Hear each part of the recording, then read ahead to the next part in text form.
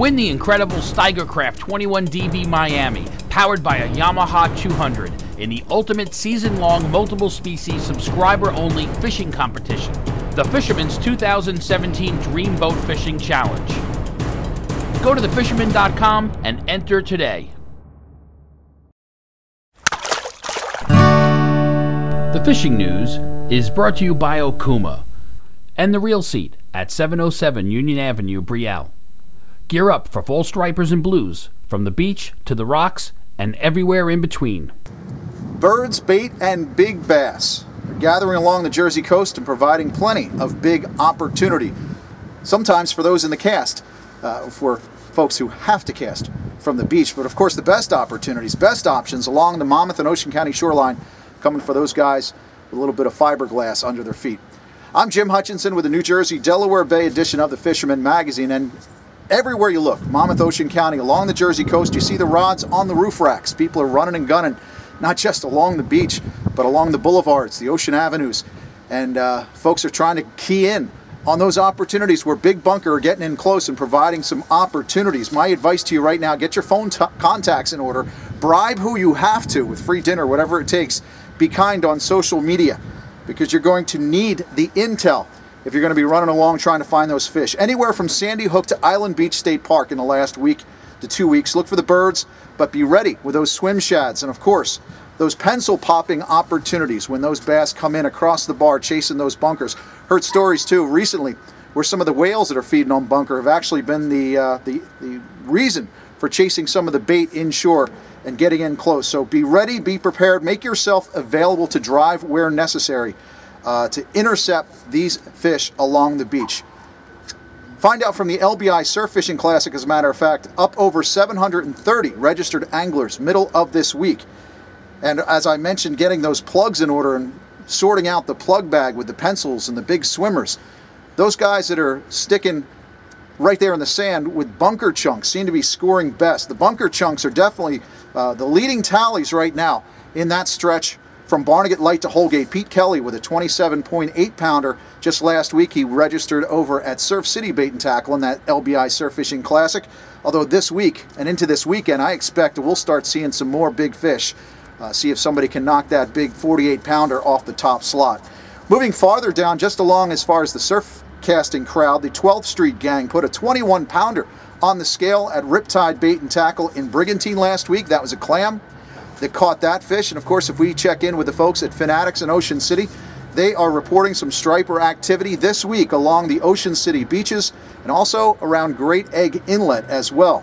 They suggest Daiwa SP minnows and fresh bait, clams and bunker, definitely the way to go. We do have a few beach and inlet bass reported farther south too. In fact, Brian Smith, he hit a couple to 31.5 inches just a couple of weeks back on topwaters. Check that in at the folks at Rick's Bait and Tackle. That was caught down at Roosevelt Inlet. Don't forget, you know, some people get confused, but in Delaware, your striper limits, 2 fish, 28 to 37 or greater than 44 inches. So keep that in mind. But again, that's the surf report.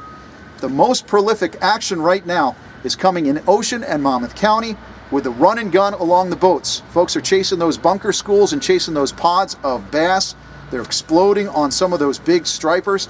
Leading the way of late is a monster 53.75 pound striper that was weighed in at Creekside Outfitters over the weekend. That was caught on live bunker right off of Seaside.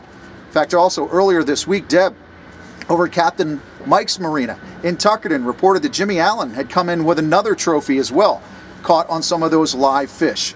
Now the guys at Fin Chasers especially, they've been lighting them up like everybody's lighting them up out of Monmouth and Ocean County, Northern Ocean County especially. But they wanted to remind me, as you guys are out there catching trophies, it's nice that once you put that one fish in the box, for example, what are you going to do when we get these fish blowing up on bunker? You're going to have a lot of released fish as well. I hear a lot of folks talking about snag and drop, but the one thing I would keep in mind is try to snag, re-rig, and drop. One of the things that I like to do when we're chasing these bunker schools, I'll bring 2 outfits out. One is a spinning reel, something that does have the live lining feature like this pen, but look at that big hook, those big snatch hooks. You're snagging bunker and drop, and if you're putting one in the box, it's going to be a nasty, bloody fish. If you're planning on having a lot of fun with those fish and you don't throw a cast net to throw a bunch of bunker in the live well, try snagging some and putting them in a live well. Go with the snag rig. Everybody bring one spinning outfit, snag some bunker. First person that snags a bunker can live line, can snag and drop until you got a fish on. But what we like to do too is, in addition to the spinning outfit, we'll also bring a conventional outfit. It's already rigged up with your fish finder and a big J hook or a big circle hook. So once we've got some bunker in the live well, or we've got them in one of those portable live wells, even what we call a piney live well, we're bringing out a third of a barrel that we can just hook up with an aerator on there as well, and bring along a battery so that you can store your bunker. Snag and drop is one thing, but try to get as many of those bunker in place as possible so you can continue to work some of those hot schools along the way, so that you've got 2 outfits ready to go. Much more effective way, and it's a great way of putting one in the box and also being able to have some fun on catch and release and not doing damage to those fish. Now, if you're using chunks too, a lot of folks using live bunker, but if you're using those chunks, very effective, but you also might stumble into a redfish or two. We're getting a few more of those redfish reported along the coast. Scott Palachuk, he was aboard the Striper out of Barnegat Inlet last week and had one of those redfish as well. And of course, don't forget those spoons and those mojos and those trolling plugs, equally effective, as Matt Curtis and the crew reported to me this week. So they're still taking a bunch of fish on the troll as well. That's the Striper's best bet for the week. The Striper action is off the hook, from the hook, all the way down south. Eventually they're going to make their way farther down into South Jersey. But don't forget too, a lot of boats now turning their attention this week to tog. As to tog, limits are up to 6 fish here in New Jersey. It's still 4 in Delaware. Charles Young got a 10.66 pounder. Weighed in at Fisherman's headquarters just the other day on green crab at Garden State North. Registered that one for the Fisherman magazine's Dream Boat contest.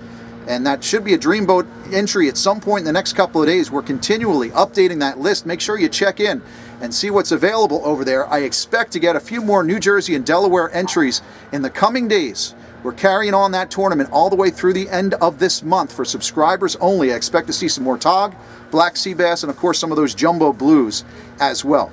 Moving along to a fisheries management thing, there's been a little bit of a rumor and a discussion about the potential of a mako shark closure in 2018. I'm sorry to say that that's more than just a rumor. In fact, that's up for debate this week across the sea, across the ocean over in Morocco. The International Commission for Conservation of Atlantic Tunas, ICAT, they're in Morocco this week. We've got a couple of recreational commissioners from the United States, Ray Bogan and Captain Mike Peardenach. Both of these captains are overseas, Marrakesh Express, if you will, but they're fighting to protect us, fighting on behalf of all recreational saltwater fishermen in the United States. Now, this is a tough, rather touchy, developing story. We'll know more next week, but apparently some of the environmental groups, and also being led by the Japanese delegation over there trying to close down the North Atlantic mako shark fishery. It's an international body, ICAT, and they run very much like the United Nations. So this is a complex issue, but we've got the best of the best in our corner with Mike and Ray. Godspeed with those guys. Again, we'll have more on that in future editions of the Fisherman magazine or online at thefisherman.com. Don't forget, folks, you subscribers, this week's edition is issue 37. It's your last weekly edition of the 2017 season.